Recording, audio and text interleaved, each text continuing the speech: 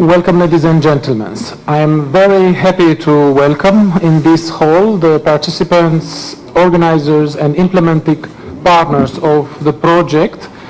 a group of Turkish and Armenian representatives of the civil society, local and international partners, as well as media representatives from Armenia and Turkey.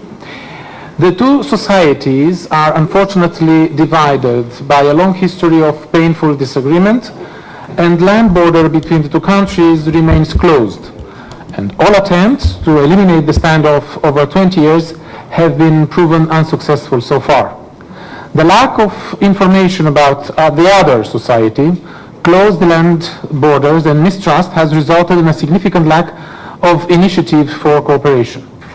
The European Union strongly supports resumptions of currently suspended normalization process between Armenia and Turkey,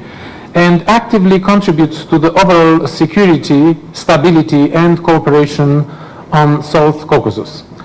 The EU strongly believes that the dialogue between the societies of Armenia and Turkey is fundamental as a sustained, strategically necessary step towards future normalizations and eventually for reconciliation. The European Union, via the Armenia-Turkey Normalization Project, is promoting multi-level, multi-directional dialogue between the two societies, facilitating the contacts at the individual and societal levels, improve relations between the two societies by building durable links between the civil society, youth, business partners, policymakers, artists, media, and representatives of academic life. The program is a true example of cooperation across the closed border. We have 4 Armenia and 4 Turkey-based organizations working together on a daily basis. The program is quite effective and efficient, as it has already had several hundreds of beneficiaries through its only 6-month-old age. EU pays special attention to innovative solutions for confidence building. It is my greatest pleasure to mention that there is a group of cinema professionals from Turkey who take part in Golden Apricot Film Festival.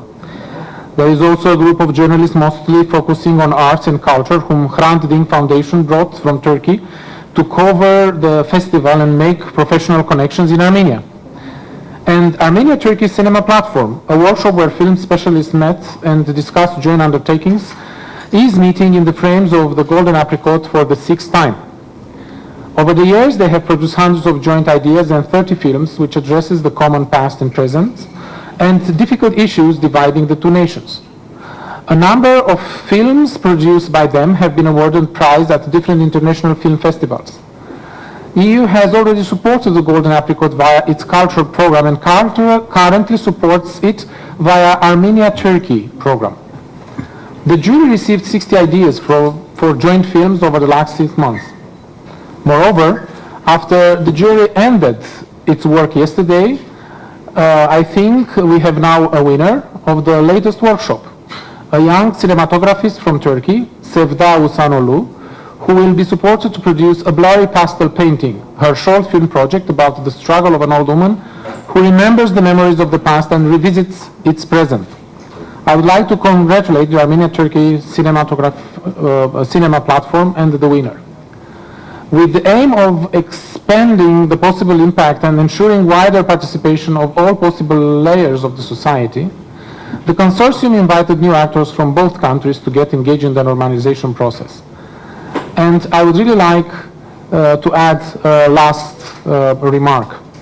On the background of lack of the diplomatic relations between the two countries, I think that the program has an additional merit, the fact that really brings closer the two society. Thank you very much. Շնորհակալություն, այժմ խոսքը տալիս ենք մեր շատ լավ գործընկեր Բուրջի Բեջերմանին, Հանրային հիմնադրամից, Թուրքիայի Հանրային հիմնադրամից, որը կներկայացնի ծրագրի ամփոփ ընթացքը եւ ինչպես է ծրագիրը սկսվել եւ ինչպես է ընթանում, շատ հակիրճ։ Please, Burcu. Thank you once again. Berevches.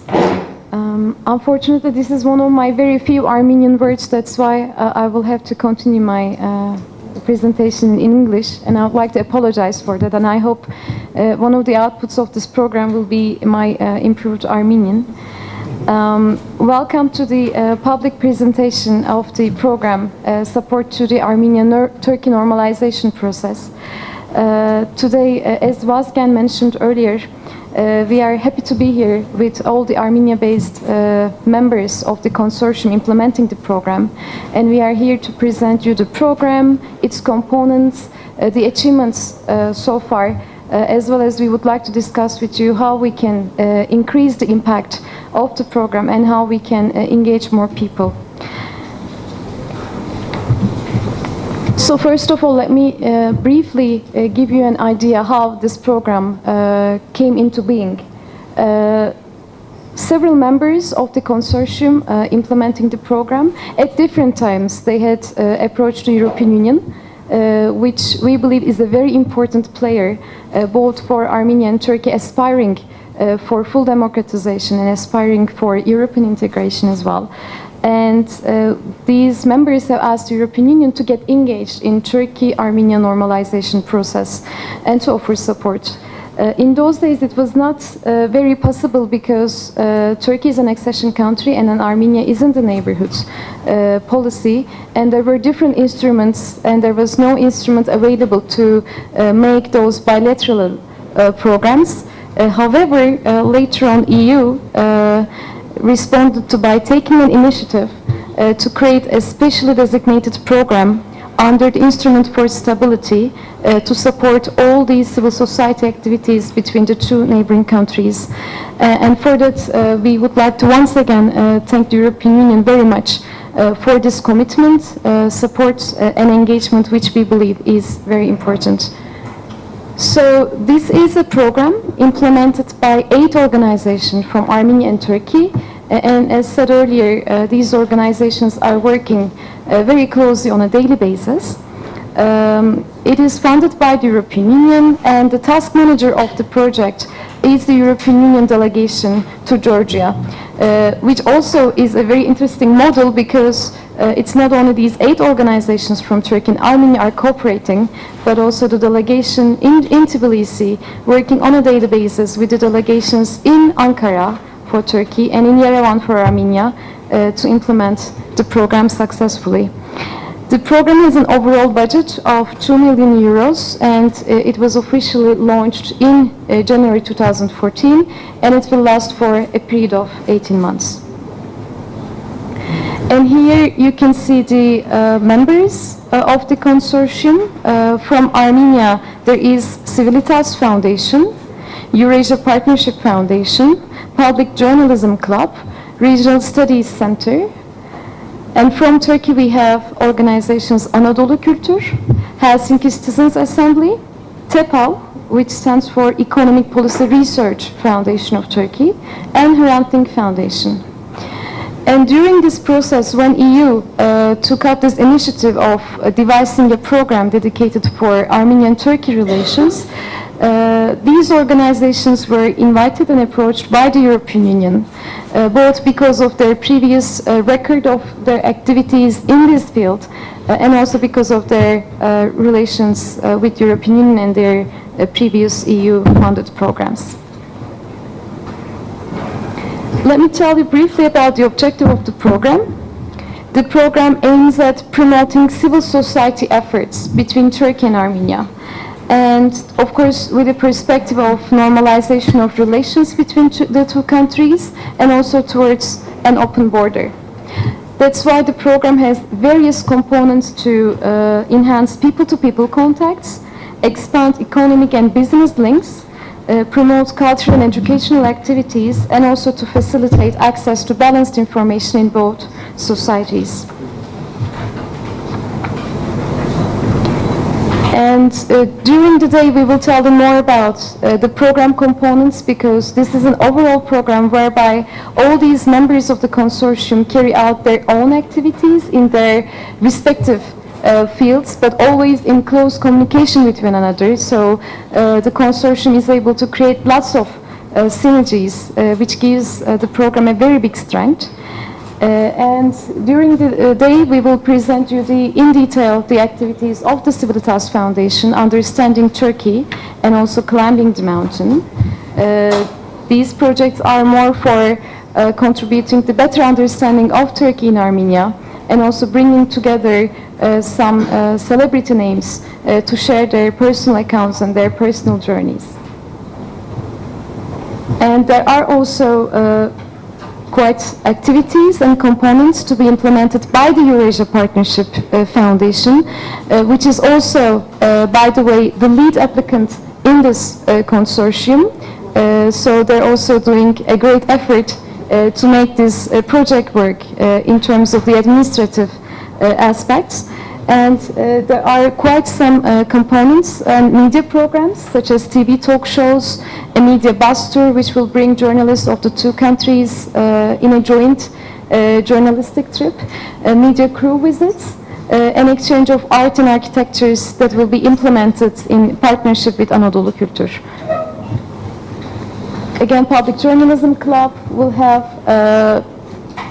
various projects. One of them is exchange of painters, mostly in the culture and art sphere. And during the day, we will also present you the website of the program,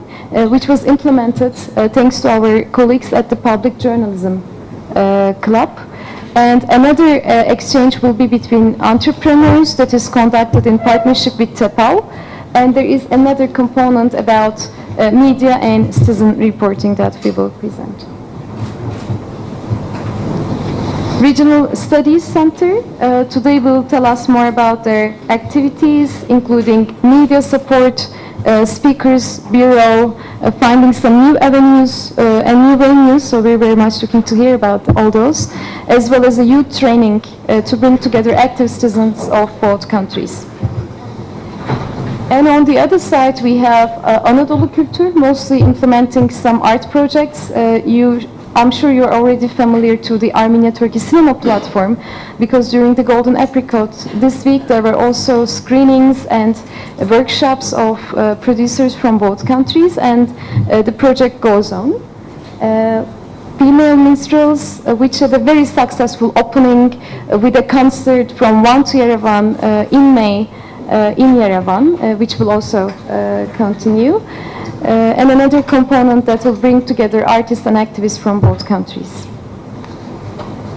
We have Helsinki Citizens Assembly, which will close the work with the Helsinki Citizens Assembly of Vanadzor, and they will organize international summer schools targeting teachers and students from both countries. TEPAL, which is a think tank, independent think tank, they will be doing an economic opportunity analysis to see if there are possible ways of expanding economic and business activity between the two countries. And again, they will be partnering with the Public Journalism Club in an exchange of entrepreneurs project that will focus mostly in the ITC sector.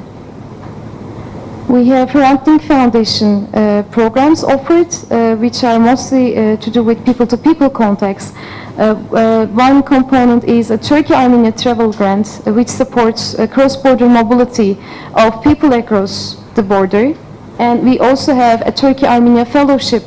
scheme as one program component, which is more for building institutional partnerships and for cooperation of professionals. So apart from all these activities that will be carried out by the members of the consortium, all the consortium members jointly decided to create a sub-grant scheme as a pool of funds to engage new actors in this dialogue process. That's why we believe that this is one of the most important part of the program, and especially very important for inclusiveness and reaching out to a greater and broader constituency. During the day you will hear more about the grant scheme, which has already started its calls, and the projects will soon start, and there will be many more other opportunities how you can get engaged in the program. Having said so, let me not tell more about the activities, and let me give the floor to Georg Gabrielian from the Eurasia Partnership Foundation, who will tell you more about the Eurasia activities. Thank you. Thank you, Բուջու։ Շնորհակալություն, բարև ձեզ, եմ Եվրասիա համագործակցություն հիմնադրամից, մեր հիմնադրամը, եթե տեղյակ եք, արդեն երկար տարիներ զբաղվում է Հայաստան-Թուրքիա հարաբերությունների վերաբերյալ ծրագրերով, եւ ես շատ ուրախ եմ, որ մենք նաեւ ընդգրկված ենք այս մասշտաբային ծրագրի մեջ եւ այն ամենը, ինչ ասացին պարոն Հրիստեան եւ Բուրջուն, իհարկե ձեզ արդեն մի քիչ պատկերացում տվեց ծրագրի մասշտաբի վերաբերյալ, այսօրվա աշխարհում պիտի ասեմ, որ այսպիսի դժվար ծրագիրը մեզ հիմնականում ուրախալի նորություններ է բերում քաղաքացիների, քաղաքացիական հասարակությունների շփումների, հնարավորությունների մասին եւ մարդկանց ցանկության մասին միմյանց հետ հասցեագրել ամենատարբեր հարցեր, որոնք երկու երկրներին են, երկու ժողովուրդներին են վերաբերում, ամենադժվար հարցերից սկսած մինչև ինովացիոն համագործակցության վերաբերյալ եւ նմանատիպ հարցեր։ Ես չգիտեմ ինչու է այսպես աղմուկ անում, բայց հուսով եմ դա չի խանգարում։ Գուցե սա անջատել է պետք, չէ, հա, լավ։ Ուրեմն, ձեռքներ ուրեմն պատես, գիտի մասնագետը։ Ես ճիշտն ասած չեմ ուզում շատ խոսել ծրագրի մանրամասների մասին, մանավանդ որ մեր հիմնական գործունեությունը եւ այս վերջի ժամանակներում դա հավելյալ ենթածրագրերի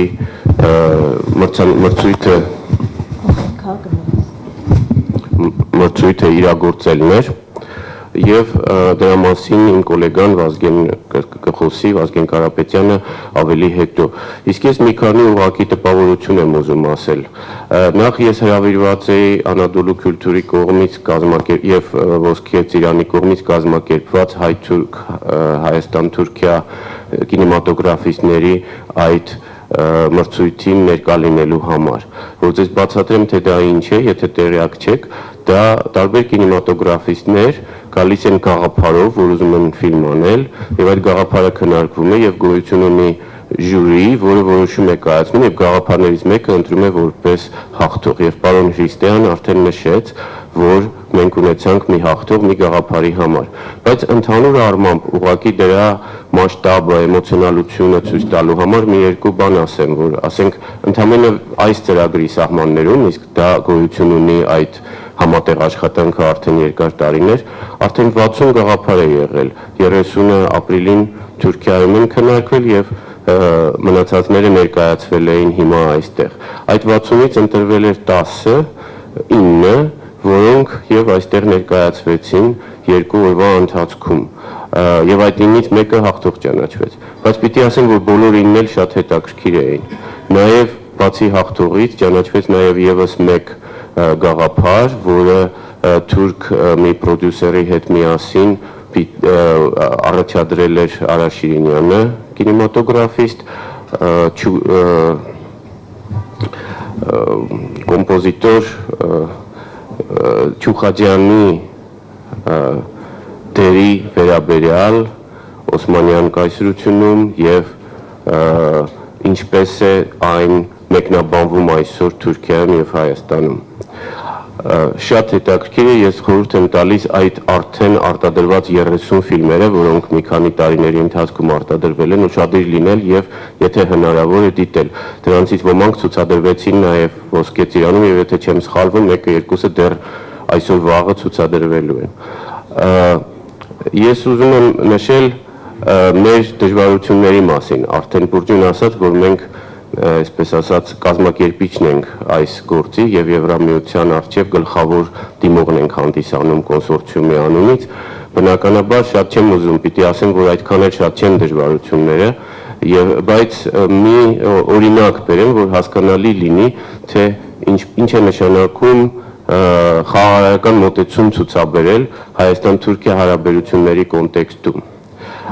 Ինչպես անվանել մեր գործունեությունը հայ-թուրքական երկխոսություն, թե Հայաստան-Թուրքիա երկխոսություն, հայ-թուրքական կոնսորցիում, թե Հայաստան-Թուրքիա կոնսորցիում։ Թվում է, թե այստեղ առանձնապես տարբերություն չպիտի լինի, բայց եթե մենք հաշվի առնենք, որ Թուրքիայում գտնվող մեր կազմակերպություններից մեկը, որոնց հետ մենք համագործակցում ենք, դա Հրանտ հիմնադրամն է, որտեղ աշխատում են շատ հայեր։ Հասկանալի է դառնում, որ եթե մենք ասում ենք հայ պարտներներ եւ թուրք պարտներներ, ուզելով նշել տարբերությունը 4 կազմակերպությունների Թուրքիայում եւ Հայաստանում, ինչ որ բան մեջտեղից դուրս է մնում։ Դրա համար մենք ասում ենք Հայաստանում գտնվող եւ Թուրքիայում գտնվող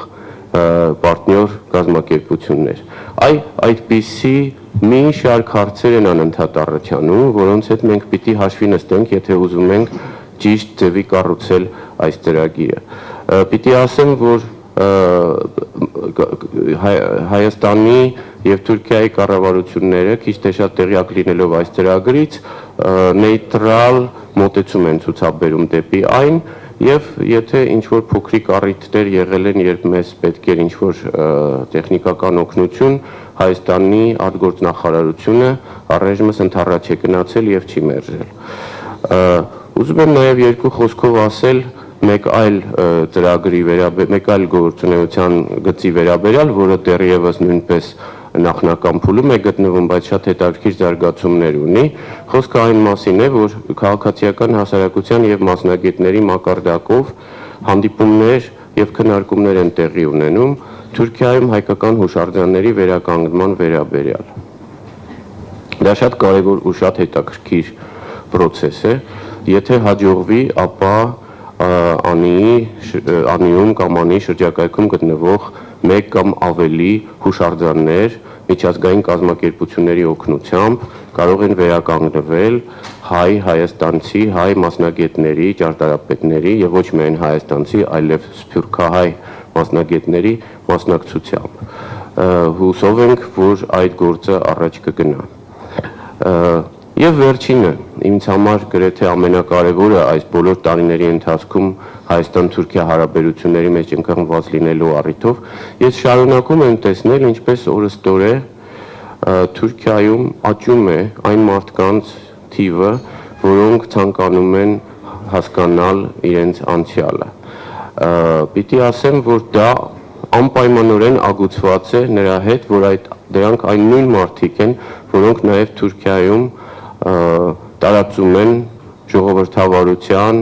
մարդու իրավունքների արժեքները։ Դա նույն խումբն է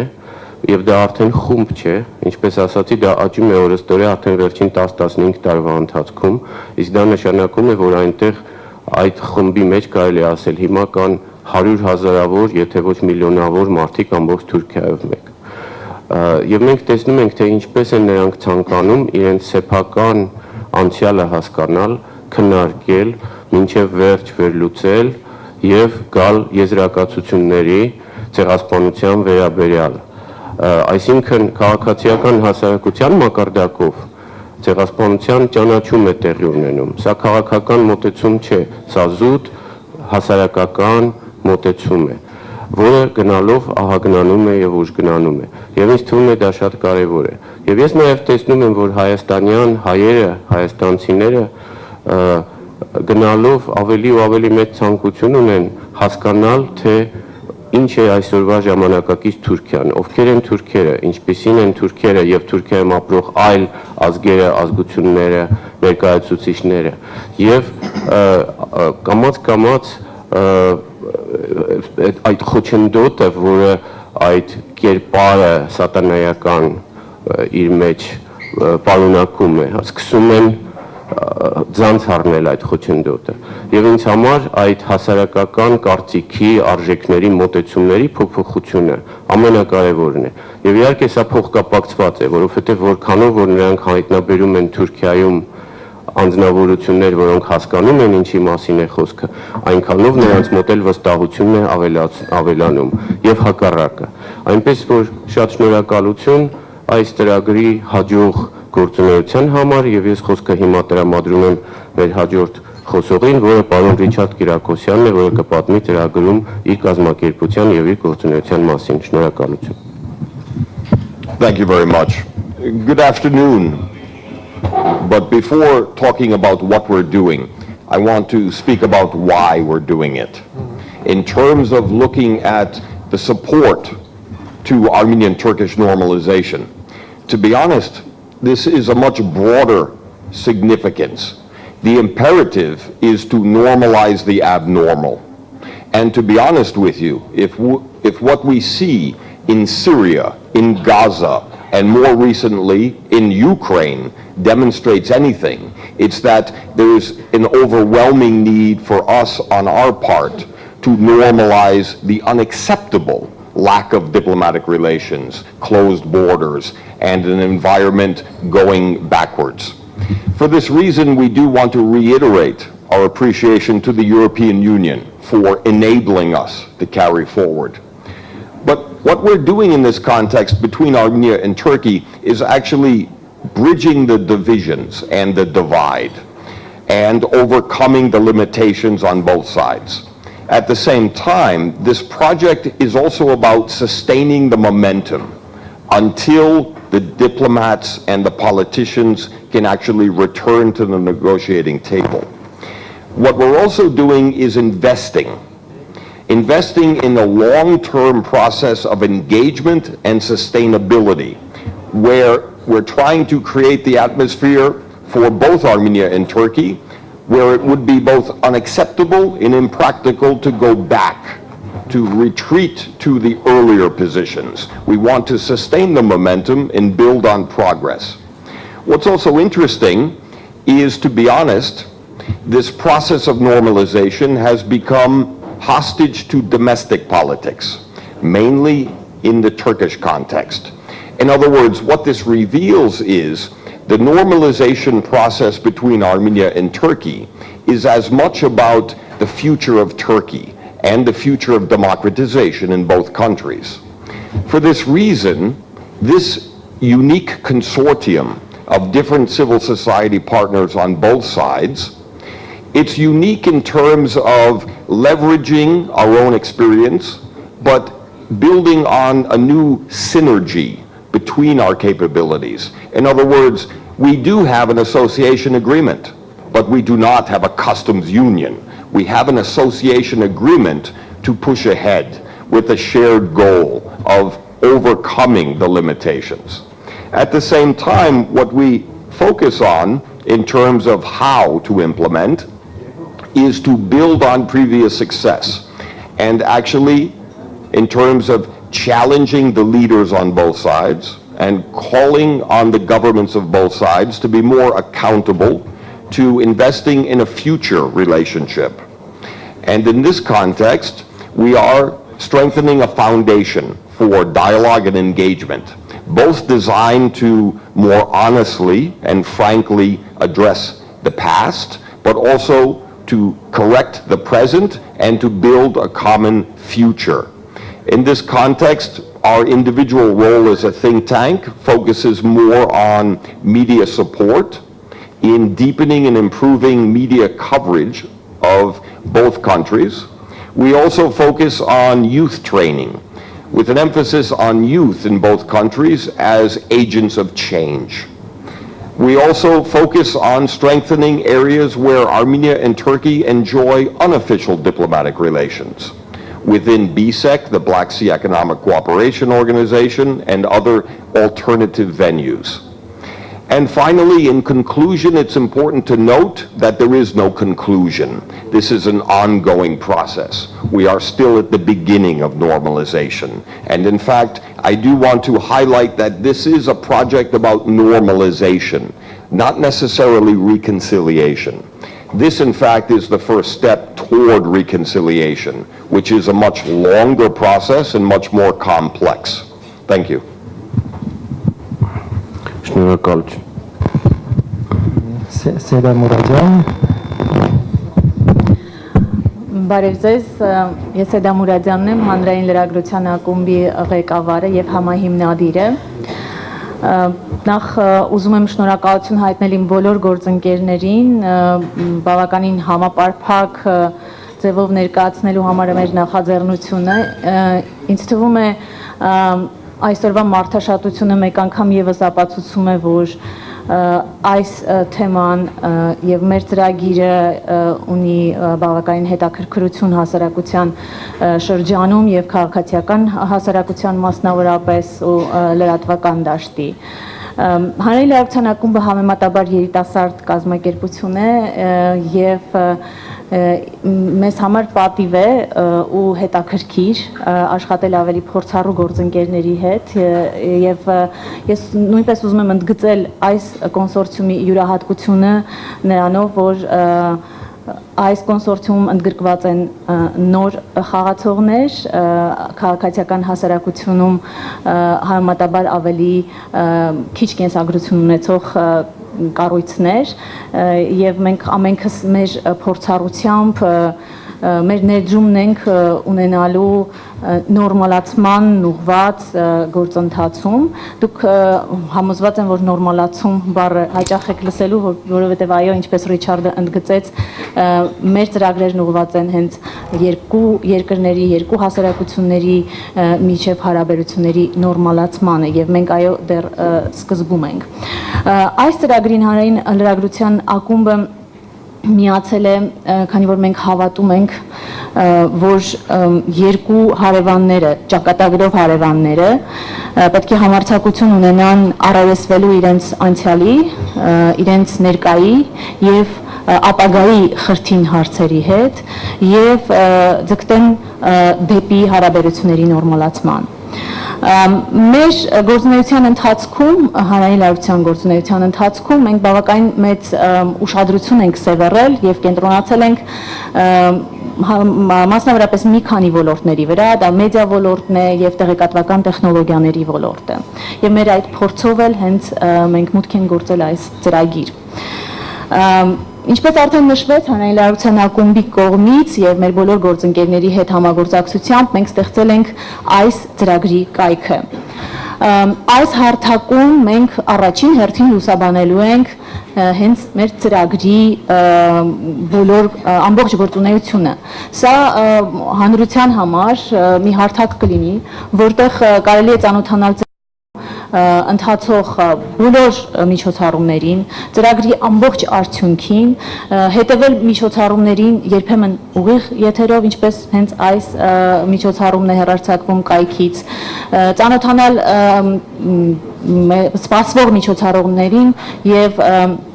այս կայքը կարելի է կոչել նաև ինտերակտիվ քարտեզ, միջոցառումների քարտեզ, քանի որ մեր բոլոր միջոցառումները տեղակայված են քարտեզում, իրենց աշխարհագրական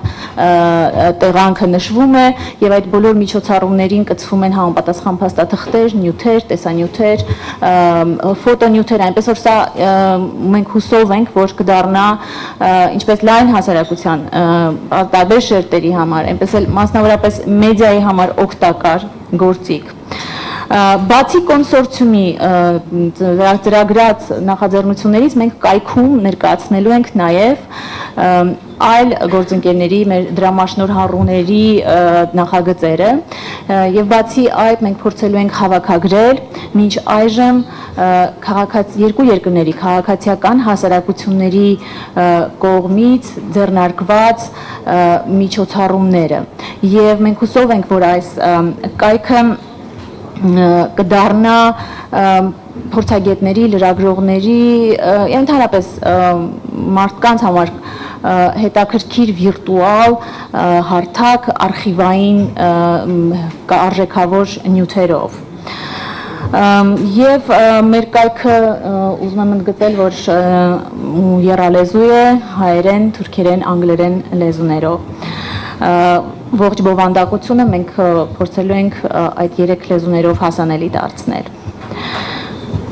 Մեր հանրային լրագրության ակումբի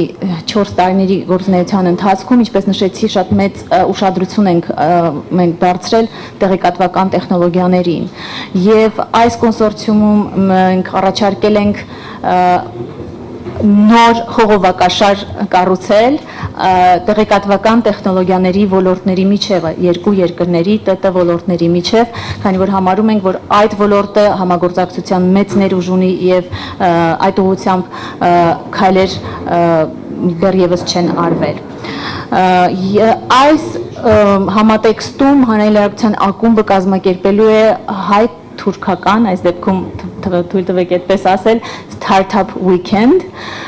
որին մենք ակնկալում ենք, որ կմասնակցեն մոտ 40 երիտասարդ ձեռներեցներ տեղեկատվական տեխնոլոգիաների ոլորտներից եւ համատեղ կմշակեն նոր ստարտափերի, նոր ձեռնարկությունների գաղափարներ ու կմրցեն իրենց գաղափարներով։ Ես ուզում եմ ընդգծել, որ երբ այս գաղափարի վրա աշխատում էինք, բնական է, որ Հանրային ակումբը իր գործընկեր ՏԵՊԱՖ, Թուրքիայում գտնվող ՏԵՊԱՖ-ի հետ միասին, նաև մեր երկրներում էինք փորձում այլ գործընկերներ գտնել, եւ ուզում եմ ընդգծել ուրախությամբ, որ Հայաստանում մենք մեր մշտական գործընկերների Microsoft Innovation կենտրոնի, ձեռնարկությունների ինկուբատոր հիմնադրամի հետ նախաձեռնեցինք նաև այն նույն ժամանակահատվածում, երբ որ հայ-թուրքական ստարտափ weekend-ն է տեղի ունենալու, Inno Weekend միջոցառումը։ Սա միջոցառումների մի բույլ է, որտեղ ամենամյա հեքաթոնյանին զուգահեռ նաև տեղի կունենա հայ-թուրքական ստարտափ weekend, այսինքն հայաստանցի մասնակիցները, Թուրքիայից եկած մասնակիցները կմիանան այդ միջոցառումների խմբին, զուգահեռաբար ընթացող եւ մենք կհամատեղենք մեր բոլոր ուժերը տեղեկատվական տեխնոլոգիաների ոլորտը ցուցադրելու, Թուրքիայի հյուրերին ծանոթացնելու ուղղությամբ։ Ես համարում եմ, որ սա դրական դինամիկա է, նաև դրական է այն, որ այդ բոլոր միջոցառումները տեղի են ունենալու Գյումրիի տեխնոպարկում, որը ինչպես գիտեք, պետական մակարդակով աջակցություն ստացող կառույց է։ Մենք այս Startup Weekend-ին նաև հրավիրել ենք Սիլիկոնե հովտից բավականին ճանաչում ունեցող այսպես կոչված angel investor ներդրող եւ Google ընկերությունից ներկայացուցիչ։ Նրանք երկուսն էլ արմատներ ունեն կապված Թուրքիայի եւ Հայաստանի հետ եւ նվիրված են այն գաղափարներին, որոնք ուղղված են երկու հասարակությունների միջև հարաբերությունների նորմալացմանը։ Հաջորդ ծրագիրը, որի մասին ես կուզեի խոսել, դա նկարիչների փոխայցելությունն է, որն ինտերակտիվ այցելություն է, մենք ակնկալում ենք այդ այցելության ընթացքում գեղանկարիչների սերտ շփումներ, բացօթյա արվեստանոցներ երկու երկրներում եւ այցելություններ, արվեստի կենտրոններ, կրթական հաստատություններ, վարպետաց դասընթացներ, որ կիրականացվեն կրկին երկու երկրներում եւ կրկին ուզում եմ ընդգծել մի դրական զարգացում, որպեսզի կարողանանք վարպետաց դասընթացներ իրականացնել պետական կրթական օջախներում, մենք դիմեցինք կրթության նախարարությանը եւ ստացել ենք մինչ այժմ դրական արձագանք ու աջակցություն Հայաստանի Հանրապետության կրթության նախարարությունից մեր այս կոմպոնենտի առումով։ Մեր մյուս նախագիծը լրհաբեր մեդիա նախագիծն է, որը 2015 թվականին է նախատեսված։ Ես ձեզ առաջարկում եմ այցելել կայքում մանրամասն այն ներկայացված է, որպեսզի ձեր ժամանակը շատ չխլեմ։ Եվ վերջում ուզում եմ ընդգծել, որ ես հույս ունեմ, որ այս 18 ամիսների ընթացքում մենք կարողանանք իսկապես երկու երկրների միջև այդ մարդկային խողովակաշարը կառուցել, որն ապագայում այս 18 ամիսներից հետո ավելի ամբիցիոզ, ավելի խոր նախագծեր կիրականացնի, որոնք արդեն իրական ազդեցություն կունենան երկու երկրների հարաբերությունների նորմալացման վրա։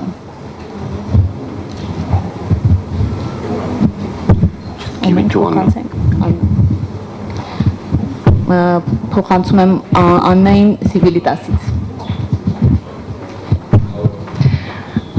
Բարև ձեզ,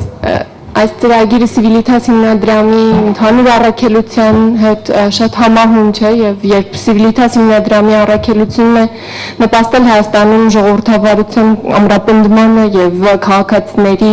ներուժի իրացմանը, իրենց իրավունքների եւ պատասխանատվությունների առումով, ինչպես նաեւ նպաստել տարածաշրջանում անվտանգության եւ կայունության հաստատմանը,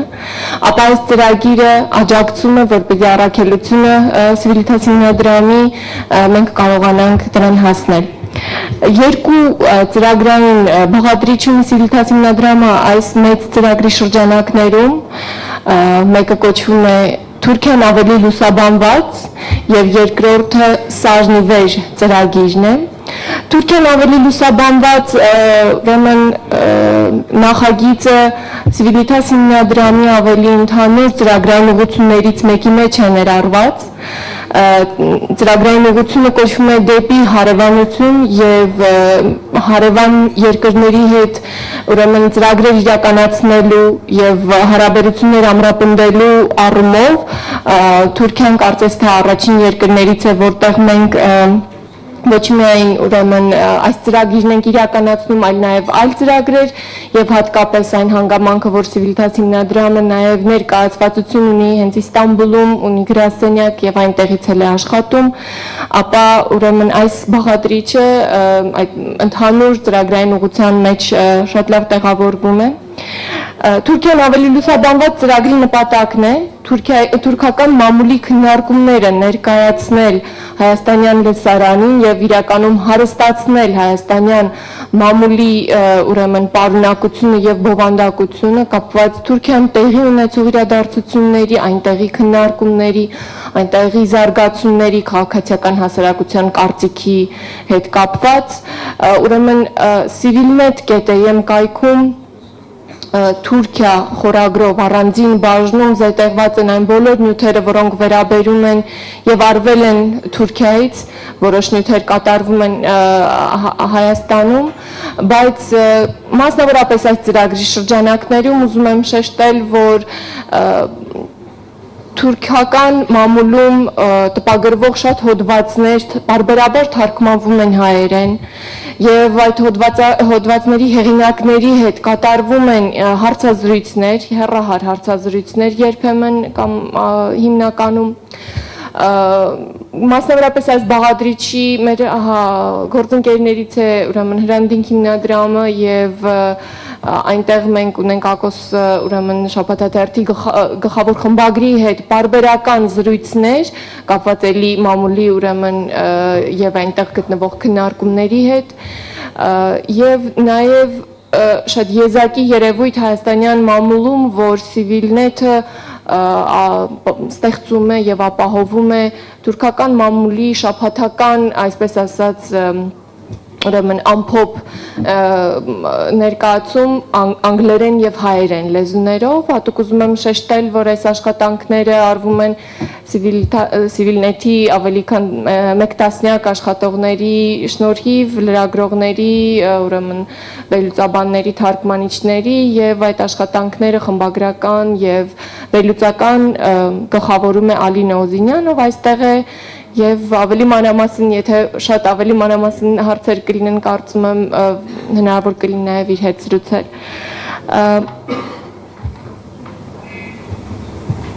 Անշուշտ ծրագրի ուրեմն Armenia գծիկ turkey.net վեբկայքում կարելի է գտնել շատ ուրեմն աշխատանքներ, որոնք Civilnet-ի արտադրանքն են, բայց ավելի մանրամասն ծրագրին ուրեմն մեր արած ներդրումի մասին հենց civilnet.am կայքի Թուրքիա բաժնում կարելի է ծանոթանալ։ Մյուս բաղադրիչը սաժնիվեր շարքն է, որը նոր ծրագիր չէ, 1.5 տարի առաջ թերևս հայաստանյան հանրությունը թեև նաև Թուրքիայում եւ Բեռլինում էլ էր անցկացվել այս քննարկումը, բայց հայաստանյան հանրությունը 1.5 տարի առաջ ծանոթացավ այն երկխոսությանը, որը Civilnet-ը կարծում է շատ կարևոր է հանել դեպի հանրային տարածք եւ օգտագործել հանրային տարածքը անձնական, բայց միևնույն ժամանակ հանրության համար հետաքրքրություն եւ նույնիսկ մտահոգություն ներկայացնող հարցի շուրջ։ Այս ծրագրի շրջանակներում Civilnet-ը 3 ուրեմն շարք է ունենալու նման հանդիպումների, Հայաստանից կամ Սփյուռքից հայ հայտնի անձնավորության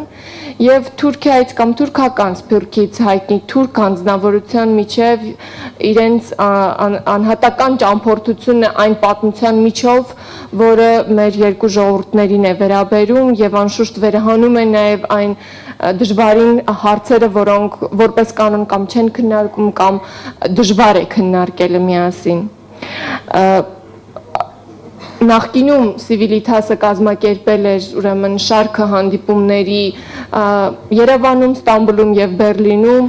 Արսինե Խանջյանի եւ Ֆեթիե Չեթինի միջև։ Այս անգամ այդ 3 ուրեմն տարբեր 3 զույգերի հետ հանդիպումների վայրերը եւ մասնակիցների անունները ավելի ուշ հասանելի եւ ճշգրտված կլինեն։ Այնպես որ կոչ եմ անում անպայման ստուգել նաև վեբկայքը ծրագրի։ Կուզեի այսքանով ամփոփել, ավելի մանրամասն հարցերին պատրաստ ենք ավելի ուշադիր պատասխանել։ Շնորհակալություն։ Այժմ Բուրջուն կներկայացնի Թուրքիայում իրականացվող ծրագրերը նորից հակիրճ եւ կպատմի այն ընկալումների մասին, որոնք Թուրքիայում ունի որի մասին Թուրքիայի հանրությունը ունի այս ծրագրի մասին։ Let me first start by extending you the best wishes of the Turkey-based members of the consortium. They couldn't be here today, but they will be coming on various occasions with the activities that they are implementing in Armenia. We wanted to especially make a presentation of the activities in Turkey for you to know various opportunities, for you to come to Turkey, visit the country, meet your counterparts, and discuss possible areas of cooperation. But also we would like to share with you some of the results that we have achieved so far, which we believe are quite important to indicate how this program is received in Turkey, as well as the perceptions. I'd like to start with Anadolu Kültür projects. Cinema platform, Armenia-Turkey cinema platform is a project which we believe is already very well established and very well known in Armenia. And so far the cinema platform, which aims to bring together producers, filmmakers and artists from both countries, have managed to receive more than 60 film projects, and there are also joint productions. And within the framework of this overall program, in April, we had in Istanbul Film Festival a workshop of the cinema platform, as well as screenings and the award ceremony. And during the Golden Apricot this week there was another workshop and film screenings.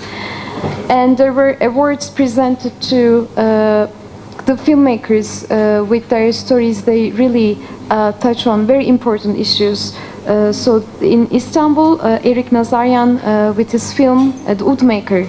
was entitled to receive the award. And this year, during Golden Apricot, a young filmmaker from Turkey, Seda Usanoğlu, she received the prize with a blurry pastel painting. The cinema platform, we believe, is quite important because when they started all those platform meetings, one of the first issues that came out as a common topic was border. And then they continued to talk about past. And in recent years, the platform informed us that, we have been beyond those issues now. And this year's topic was most about women. How to be women in Armenia, how to be women in Turkey, which indicates that there are lots of common issues. And now, people of both countries are able to work on those. We also believe that these films used over previous years and also in the coming years are very important films that tell us great human stories and give us very alternative discourses, like how people deal with past on both sides and how they are trying to get in touch with one another. And all those films can also be found on the website of the program, as well as the website of the cinema platform. And since this effort will continue in the coming years, you're more than welcome to submit your films. You're more than welcome to come to the screenings of the platform. Another component of Anadolu culture in culture and art sphere is female minstrels project. Here on the screen you see Denkbeş Gazin from Van and Aşık Leyli from Yerevan. These are two great ladies who are minstrels, aşuks, which is something that Armenia and Turkey shares as a common cultural heritage. And Anadolu culture wanted to revive in a way those minstrel songs which carry a lot of human stories and oral history inside them. So they brought together these two wonderful ladies in a joint concert in Yerevan in May. It was held at the National Center for Chamber Music, and there were about 300 guests. It was live streamed by CivilNet, and this concert will now travel to Istanbul and also to Van in September. Because in one there is Ahtamar Island and Surpaç Armenian Church of the Holy Cross, and right before this year's ceremony, religious service, this concert will be organized, and again you are more than welcome to one in Istanbul to join these concerts, which will be also live broadcasted. And by the end of this component, the project team and the research team, who will also be visiting some villages to talk to local people, to get their stories and get their songs, they will be compiling a CD and a book. So we hope that you will like it. And another thing that Anadolu culture has been doing over years is to bring together arts and activists from both countries, and also on a regional basis. And within this program next year, there will be 2 workshops in Istanbul and in Yerevan. The dates will be scheduled. You will receive calls for applications, so you're more than welcome to participate. And their plan is to focus more on common issues such as human rights, urban transformation, gender, environment, and how artists and activists look into those issues in both countries. Another project that is soon going to take place is the Yavaş Gamat Summer School by Helsinki Citizens Assembly, Turkey. It was in 2005. Helsinki Citizens Assembly organized the first Yavaş Gamat Summer School. Gamats. Yavaş yavaş, we will get to dialogue, we will get to normalization,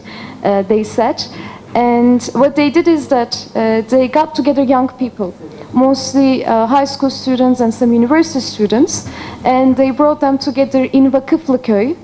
which is known as the last Armenian village in Turkey, in Hatay, in present-day Hatay.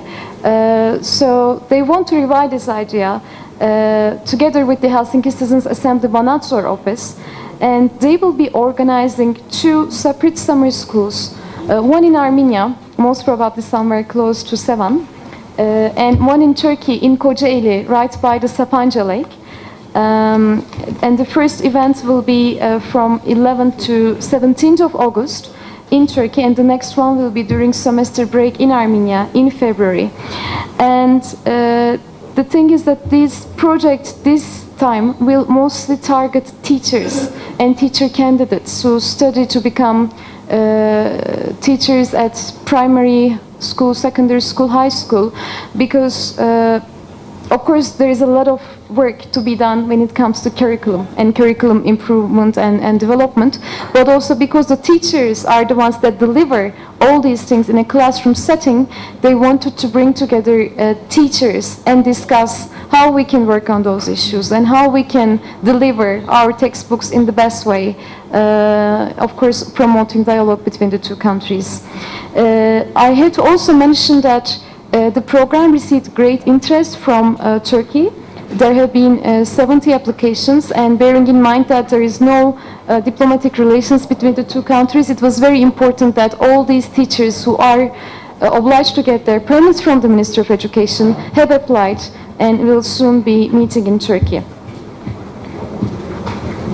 Another program component is all about expanding economic and business links between the 2 countries. The borders are closed.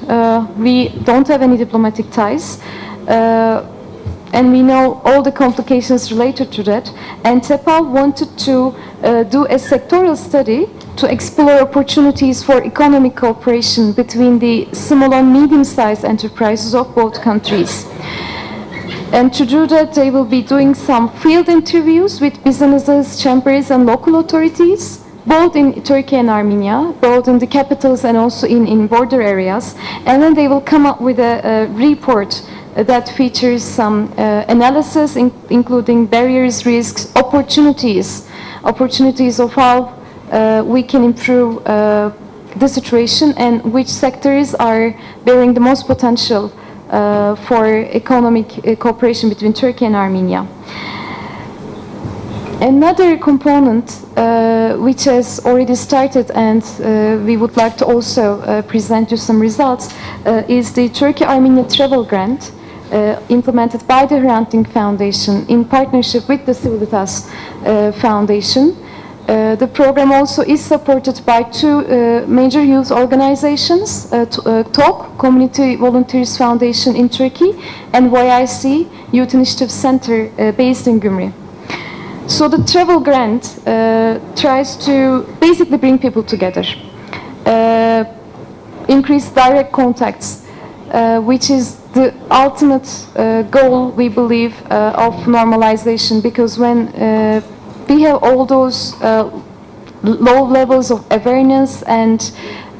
all these prejudices, this is a very strong tool to overcome all those just by direct communication and direct encounters with the peoples of the neighboring country. So the program offers a grant opportunity to citizens of both countries to travel with a specific purpose, and the idea is to offer this travel grant to 200 people within 1 year, from March 2014 to May 2015, and also all the experiences of the people that are benefiting are going to be shared with public at large. I would like to make a couple of words here because I think telling you about the perception in Turkey will be important here. When this program was designed, we were somehow expecting more interest from Armenia to come into Turkey, and we were not so sure about how people in Turkey, which is very big, with quite diverse population in many different cities, we didn't know how they would react, if they would be curious to go to the neighbor Armenia, taking into account that according to some research, most of the people are not even aware that there is a neighbor called Armenia right next door, even with a close border. However, when the program was launched, in a matter of 3 weeks, we received more than 100 applications from different cities of Turkey, from east to west, from north to south, and an independent selection committee reviews these applications, and they are also quite surprised by the interest and curiosity to learn about the Armenian people and Armenian culture. And we also receive quite interesting calls, like people who want to come to Armenia but have no idea, for instance, an organization working in the field of disability rights or an organization working in the field of environment. They want to come to Armenia, they want to build links with their peers, with their counterparts, but because they do not have those contacts, the consortium collectively provides them all those links and opportunities and in a way connecting people on a daily basis. So far we have also received some requests from football and volleyball clubs from both countries who are very much willing to play a peaceful tournament, for instance. So these are all ongoing. And travel grant is open to your applications. Individual visits and group visits are possible. There is no age limit. So high school students, they can also apply and go with their teachers as long as they have anyone above 18 with them and with the permission of their parents. Another important aspect of the travel grant is that it tries to open up to more cities. So it is possible not only to travel between Istanbul and Yerevan, where we have direct flights, but it is also possible for someone from Vanadzor to come to Eskişehir. So these things will also be possible. The next deadlines are September 15th, December 15th, and March 15th. So you can apply to the travel grant, and you're more than welcome to Turkey.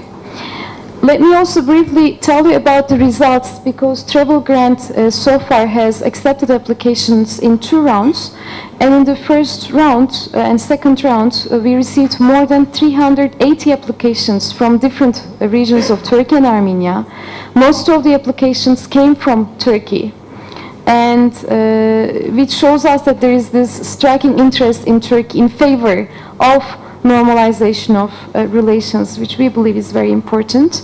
And 80 grantees so far received that grant, and they have already started their travel across the borders.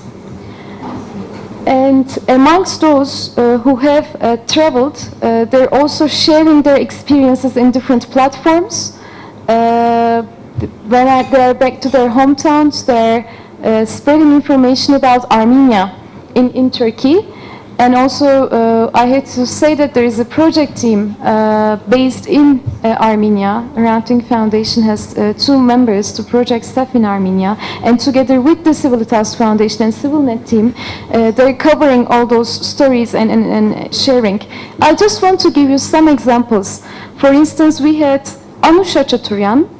from Ashtarak, who visited Istanbul for her NGO Stop the Violence, and she opened an exhibition about women for conflict, reconciliation and peace.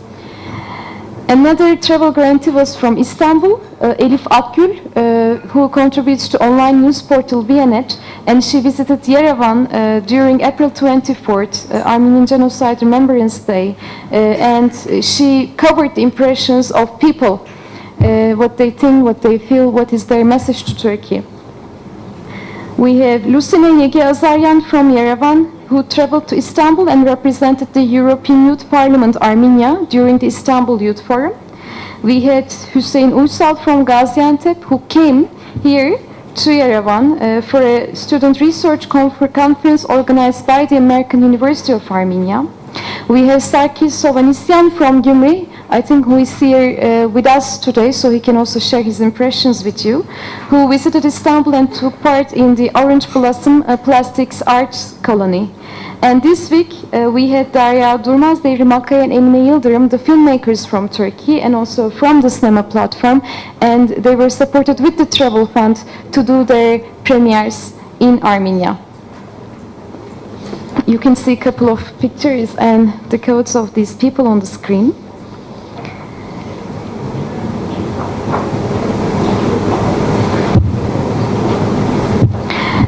Another program that is right now going on and we would like to tell you about is the Turkey-Armenia Fellowship Scheme by Hrantink Foundation. Because we do believe that dialogue, bringing people together, is very important. However, on the other hand, there is a great gap and divide in terms of expertise. Turkey and Armenia need to work on many issues. We need to study many issues, including history, including present-day problems.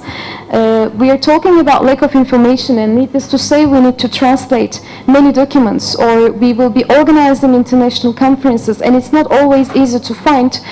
quality interpreters and translators who can do that between Turkish and Armenian. So we always have to go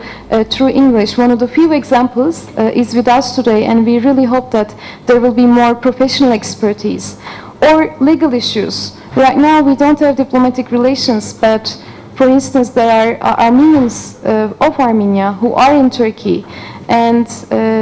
their kids are going to school under special status right now, and whenever they have an issue about law, we really need some expert lawyers who are competent of the laws of both countries. So these are all very important components of normalization. And that's why this fellowship program was started. Dialogue programs are very good, but it is also high time to come and work together on specific areas such as academia, civil society, media, culture, arts, where mutual expertise is very much needed. And so far, 88 organizations from Turkey and Armenia which also includes some very prominent universities, media outlets, and important art centers, have joined this program. So these organizations are opening their doors for fellows from Armenia who can come to live in Turkey in different cities: Istanbul, Ankara, Diyarbakır, Tigranakert, Van, Kars, and who can work on those specific issues for a period of 4 to 8 months. I would like to also show you the host organizations in Armenia so that you can see different areas. We have universities, some think tanks, some civil society organizations working in environment, development, technology, human rights organizations, women's organizations, some media, and also some important art centers and museums. So these organizations are currently receiving patients from Turkey who will be coming and working with them in the coming period. And there are 63 host organizations from Turkey. Again, on the screen you can see various fellowship opportunities offered by universities in Turkey, both state universities and private universities in different cities, think tanks, media outlets. Again, there is CNN Türk Radikal, so there are national ones, but there is also Serhat TV from Kars. We also have the local ones.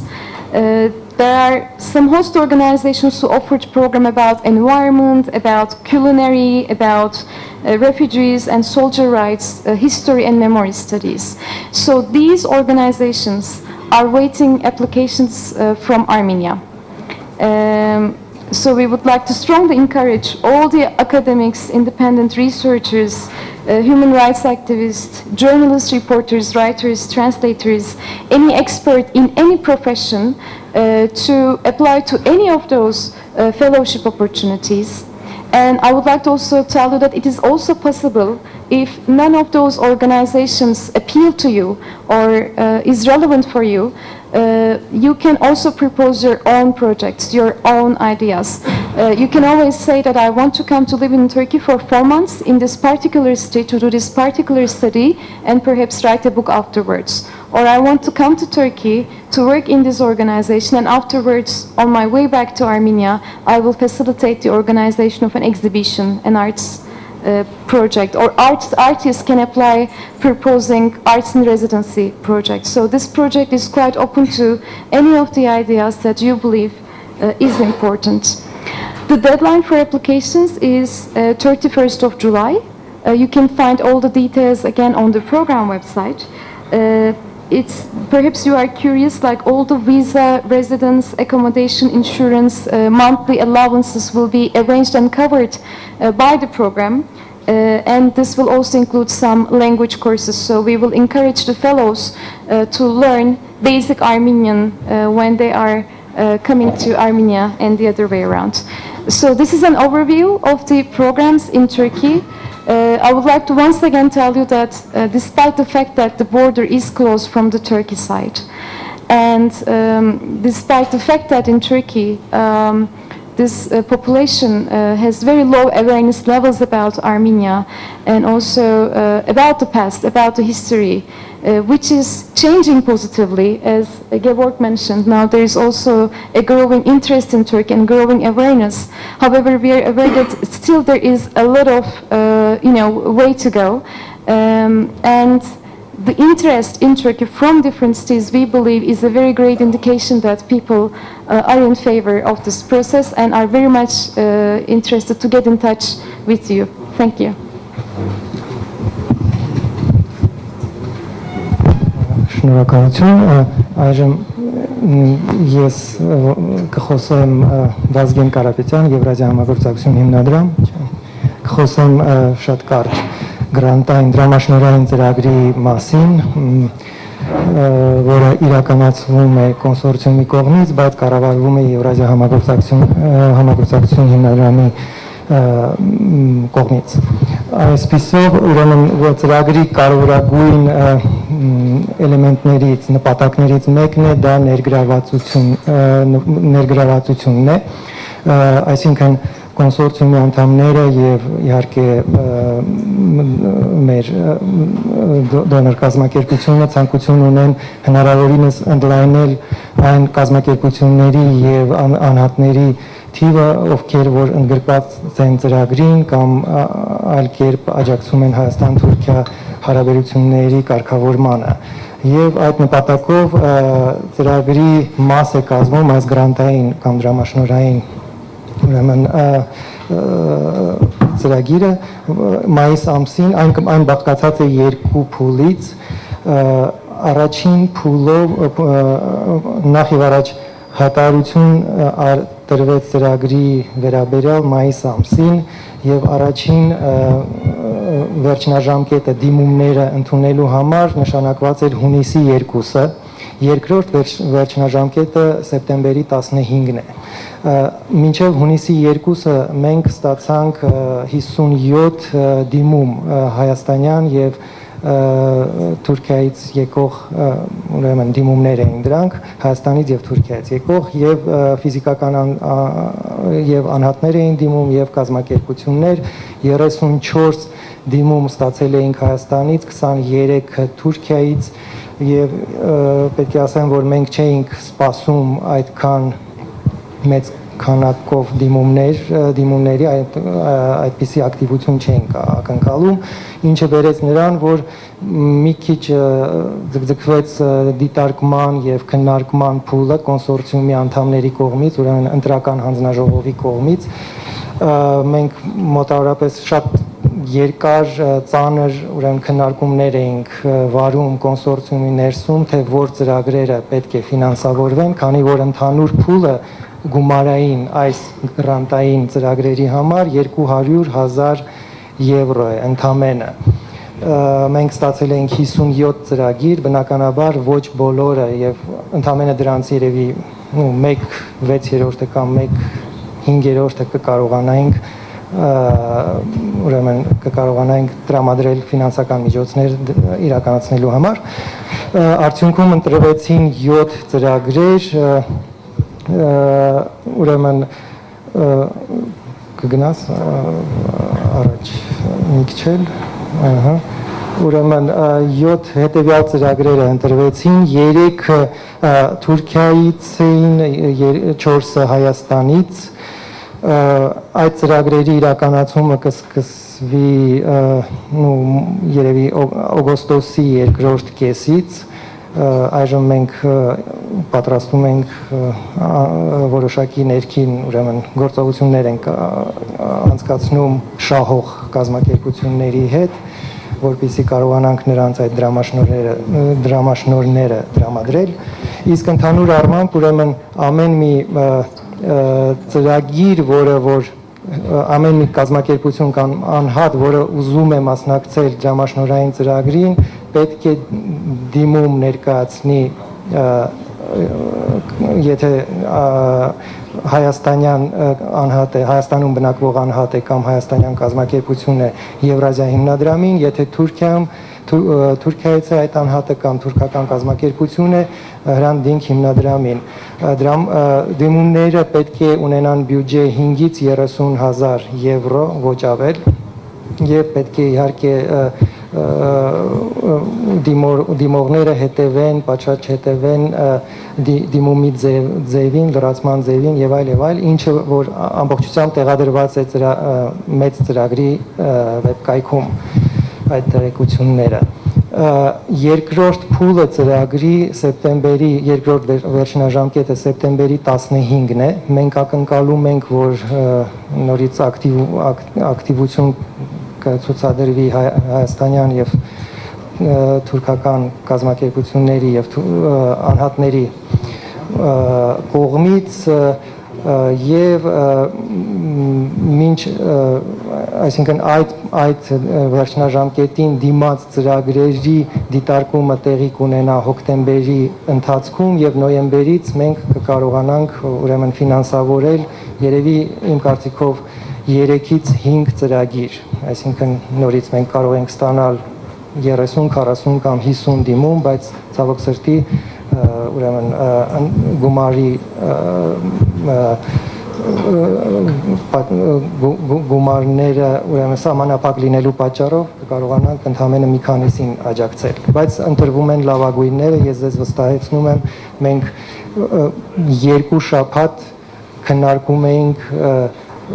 թե որ ծրագրերը այդ 57 արդեն դիմաց ծրագրերից պետք է ֆինանսավորվեն, շատ ծանր որոշումներ էինք կայացնում, որովհետև իրականում արժանի ծրագրերը ավելին էին, քան այդ 7-ը, որոնք ընտրվել են, բայց ցավոք սրտի նորից ֆինանսական ուրեմն հիմունքներից ելնելով կարողացել ենք առաջին փուլով աջակցել միայն 7 ծրագրերին։ Այդքանը երևի եւ ուրեմն այս պահին ակնկալում ենք հարցեր բոլոր ուրեմն բանախոսներին եւ ինձ, եթե կան հարցեր, խնդրեմ։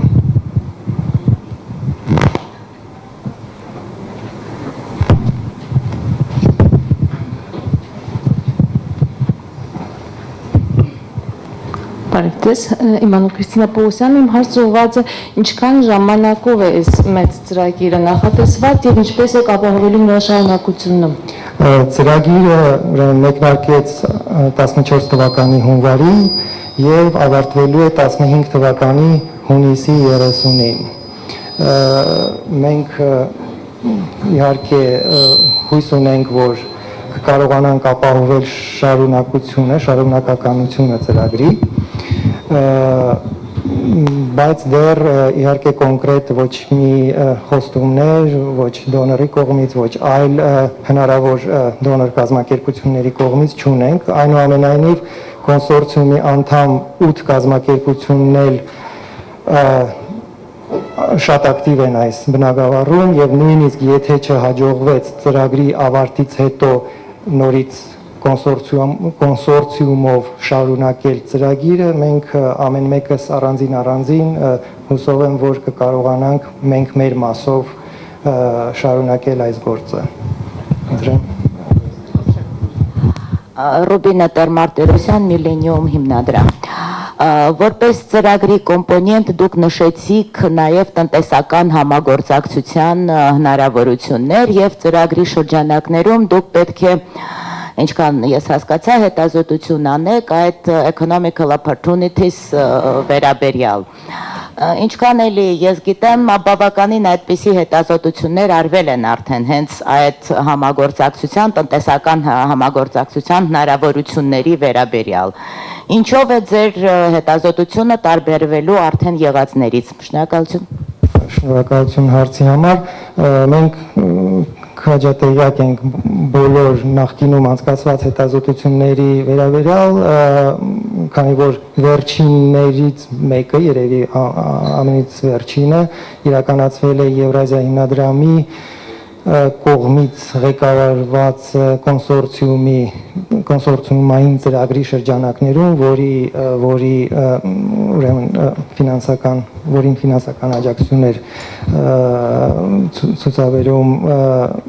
Միացյալ Նահանգների միջազգային զարգացման գործակալությունը եւ այս հետազոտությունը իրականացնող թուրքական ՏԵՊԱՎ կազմակերպությունը մաս էր նախորդ հետազոտությունների ուրեմն մեծամասնությանը, որովհետև քանի որ նրանք գտնվում են շատ կարևոր think tank է, որը գտնվում է Անկարայում եւ նրանք ընդգրկված են գրեթե բոլոր հայ-թուրքական տնտեսական ուրեմն նախաձեռնություններում եւ ՏԵՊԱՎ-ը հաշվի է առնում բոլոր նախկինում անցկացված հետազոտությունները այս ընթացքում եւ դրանց վրա ոնց որ կառուցում է իր նոր անալիզը, վերլուծությունը։ Դա է։ Շնորհակալություն։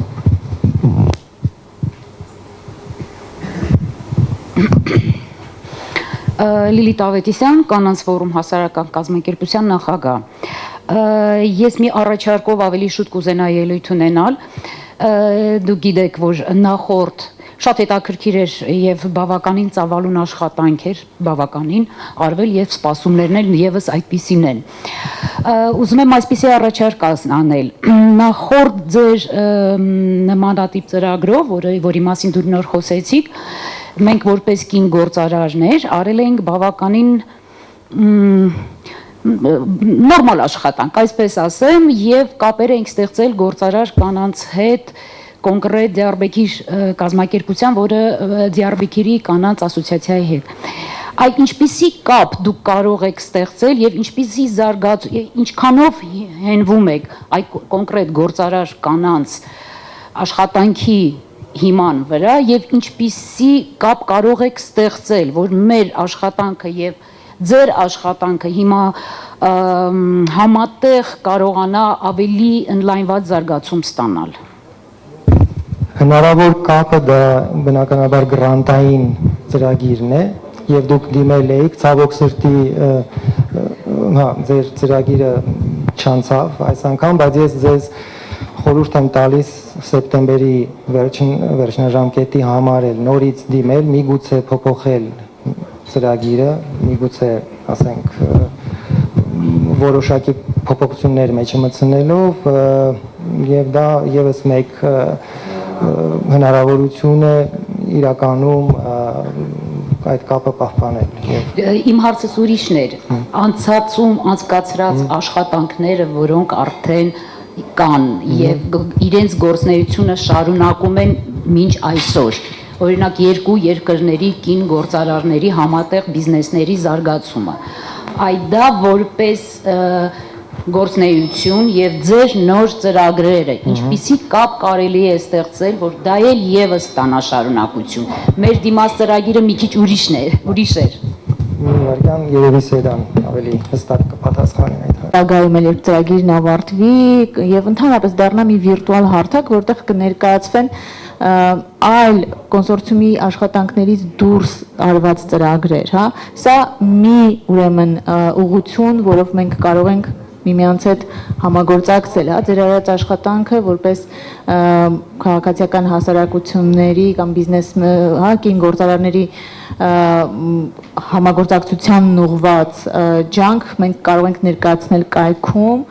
առանձին բաժնում։ Մյուսը դա միմյանց իրազեկելն է, հա, օրինակ ձեռներեցների առումով, բայց տեղեկատվական տեխնոլոգիաների համատեքստում, հա, մենք կազմակերպելու ենք Startup Weekend-ը եւ սա նույնպես մի հնարավորություն է մասնակցելու կոնսորցիումի ծրագրերին։ Եթե գաղափարներ կան, օրինակ, հա, ձեր կազմակերպությունների կամ կին ձեռներեցների մոտ համատեղ ինչ-որ ստարտափ ստեղծելու, բայց որը կունենա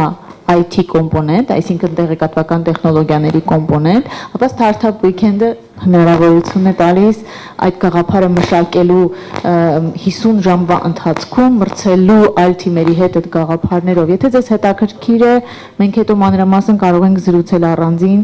մասնավորապես Startup Weekend-ի մասով։ Շնորհակալություն։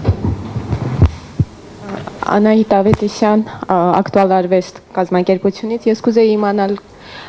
կազմակերպությունը, որ դիմել էր դրամաշնորհային ծրագրին առաջին փուլում եւ մերժվել, ինչպես կարող ենք իմանալ, հնարավոր է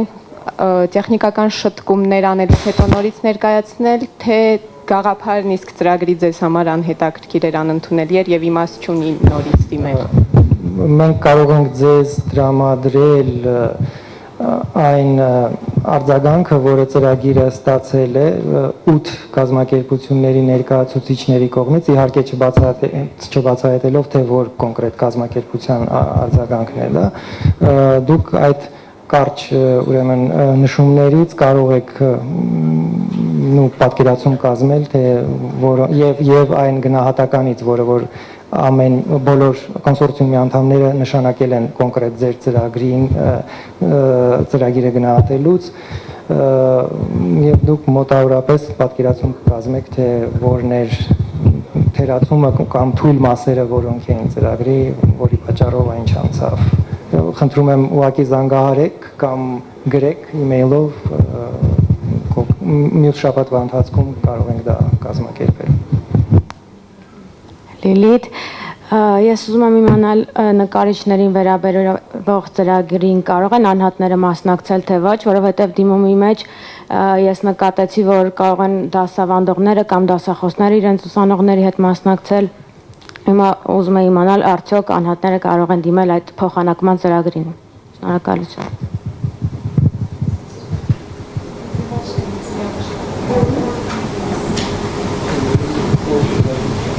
Ձեր հարցը մասնավոր ծրագրին է վերաբերում, թե ամբողջ Փոխանակման երիտասարդական ծրագրի, որ քիչ առաջ ներկայացրեց։ Դուք Յավաշ Գամացի մասին եք երևի խոսում, հա։ Հավանա։ Չէ, նկարիչների։ Անունը չեմ հիշում։ Նկարիչների փոխանակման ծրագրի։ Նկարիչների փոխանակման ծրագրին կարող են մասնակցել վարպետը իր ուսանողներով։ Մեր ուրեմն հայտարարությունը տպված ունենք այնտեղ, եթե չի մնացել ձեր էլեկտրոնային հասցեն թողեք, մենք ձեզ կուղարկենք, այնտեղ մանրամասն նկարագրված է, եթե օրինակ դուք նկարչուհի եք եւ սովորում եք ինչ-որ մի վարպետի մոտ կամ սովորել եք, դուք կարող եք խրախուսել ուսուցիչ դասախոս նկարիչ վարպետին, որպեսզի նա հավաքի 4 նկարիչ ուսանողներից բաղկացած խումբ եւ դիմի ծրագրին եւ ձեզ էլ ընդգրկի։ Շնորհակալություն։